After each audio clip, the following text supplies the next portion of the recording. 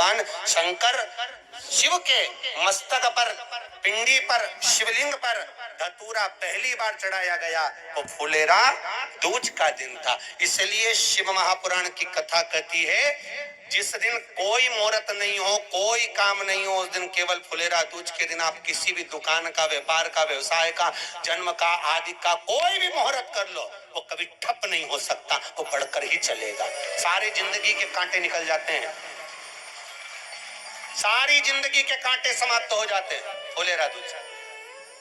कहते हैं दुनिया में सब दिन का दान, सब दिन का पुण्य समाप्त हो सकता है, और फुलेरा दूज का दान, पुण्य, सत्कर्म, भजन, कीर्तन, नाम स्मरण समाप्त नहीं होता। चक्कर आ जाते हो, अचानक गिर जाते हो, हापड़ी भराने लगती हो थोड़ा सा चलने पर, श्वास फूल जाती हो ज्यादा चढ़ने पर, उनके लिए विशेष है कि धतूरे की जड़ को, धतूरे का जो फल होता है उसकी जड़ महाराज निकाल कर, धोकर, उसको घिस कर शंकर भगवान पर उसका लेपन कर दीजिए।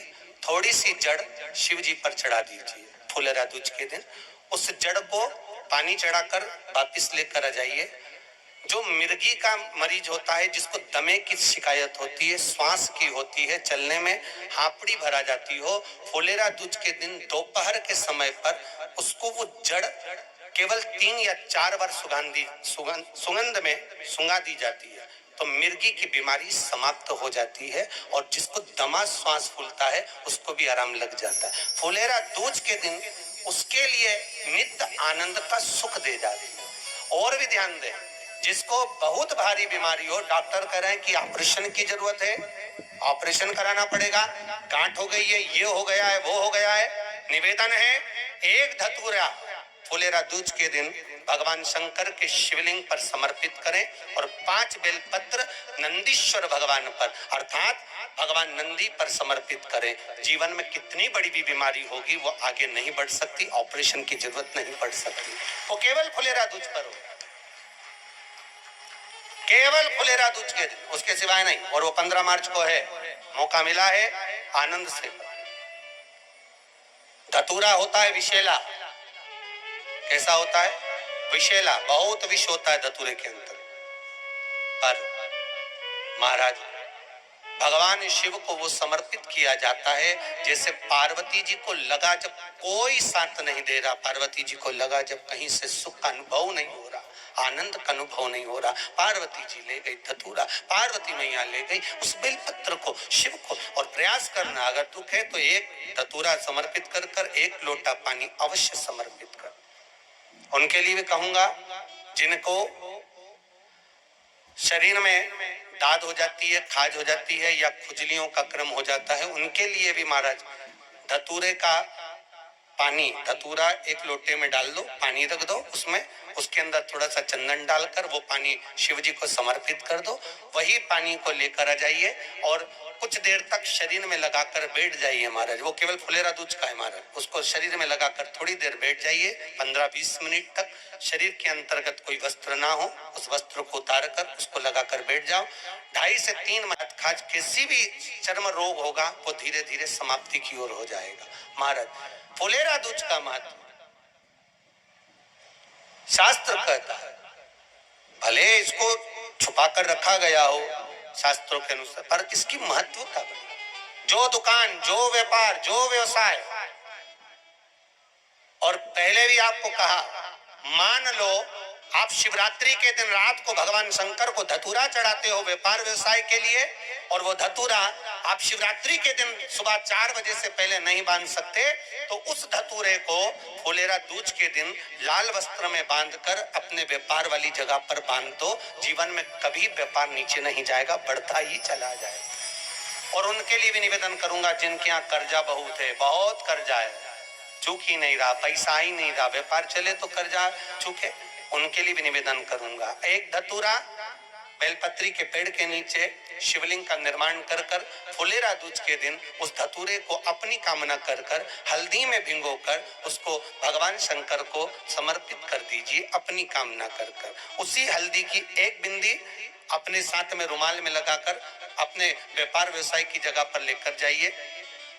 कर्जा धीरे धीरे धीरे धीरे जब चूकेगा, जब लक्ष्मी आएगी तो लक्ष्मी की वृद्धि भी वो करता। महाराज ये फुलेरा दूज के उपाय। जिस दिन माँ जगतजननी जगदम्बा अम्बा स्वयं भगवान शंकर को मौन होकर देख कर विलापित होती हैं, नैनों से नीर बहता है, शिव को हुआ क्या,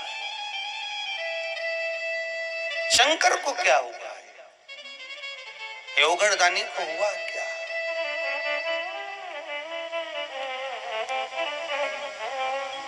नयन जलता मैं तो बैठी थी गंगा किनारे, मैं तो बैठी थी गंगा किनारे,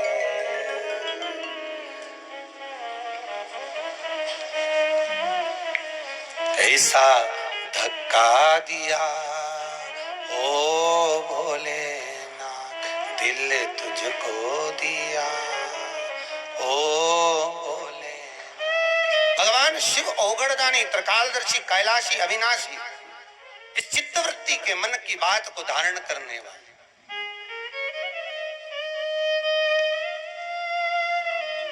जिन लड़का और लड़की का विवाह नहीं हो रहा है, महाराज